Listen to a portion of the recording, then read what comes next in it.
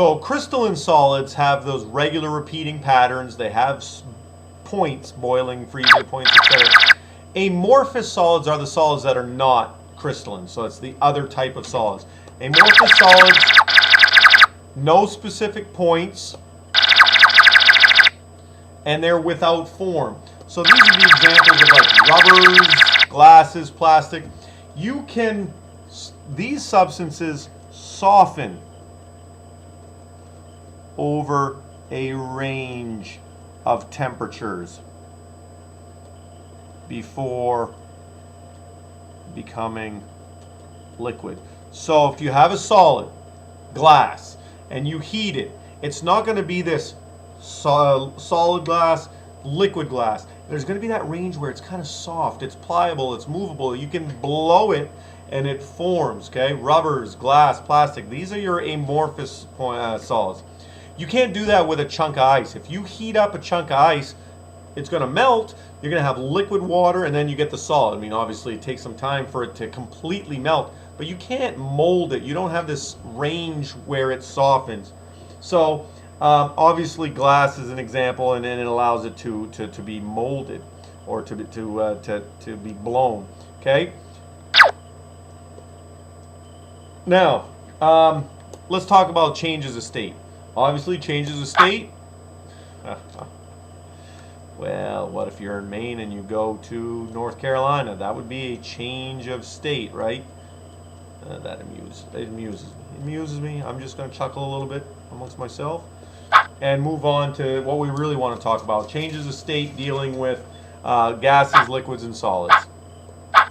So we should know when a solid changes state to a liquid, it's called melting. Okay? And the opposite of that, when a liquid forms a solid, of course, it is freezing. Okay? If I now talk about liquid to a gas, boiling, I could put evaporation here or vaporization. Obviously, if you're not forcing it to do that, so evaporation would be fine as well. And of course, gas to a liquid is condensing or condensation. I'll put condensation. All right, so those are your changes of state. Any substance can go through those. All right, and any substance can be, any substance can be any of the three different states. So let's talk about that. If I say that a substance X, okay, whatever it is, has a melting point of 200 degrees Celsius and a boiling point of 300 degrees Celsius. Well, what would it be at room temp? Now, what I like to do when I think about this stuff is I do this. I say, okay, draw a little chart. At 200, it's the melting point. Okay? At 300, it's the boiling point, which means anything below, let's grab a different color here. How about this?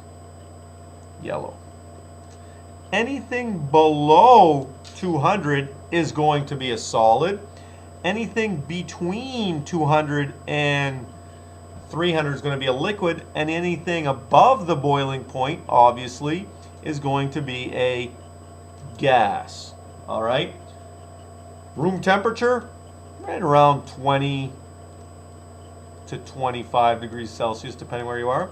20 to 25 degrees Celsius is down in here, so obviously it would be a solid at room temperature. Okay? I could also ask really quickly, what's its freezing point? Well, the freezing point is the same as the melting point. If melting and freezing are opposite of each other, then the melting point 200, its freezing point would also be 200 degrees Celsius. Okay? Recognizing that. So that's your changes of state.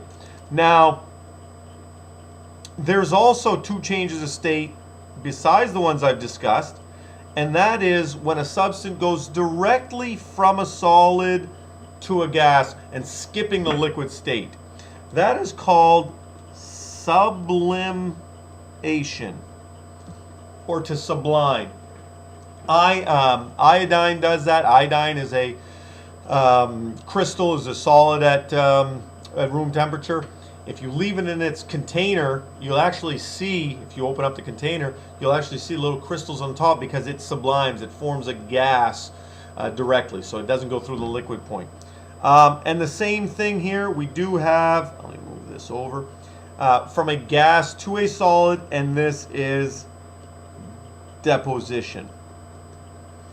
Again, this might happen because of different temperatures. If something is, let's say you have solid carbon dioxide, which is dry ice. Well, carbon dioxide wants to be a gas, and so at room temperature. So carbon dioxide, if you have a chunk of it, if you have a chunk of carbon dioxide, it's going to sublime if you expose it to regular room temperature. It's going to form a gas, and you see sublimation, you see carbon dioxide, that dry ice, that nice smoky kind of whiteness coming off. All right, so there's your changes of state. The last thing I want to talk about in terms of changes of state is what something looks like on a graph. If I have a graph, okay, of a crystalline solid,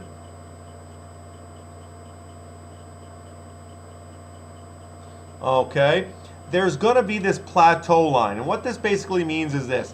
Let's say that this is just a time versus temperature, okay?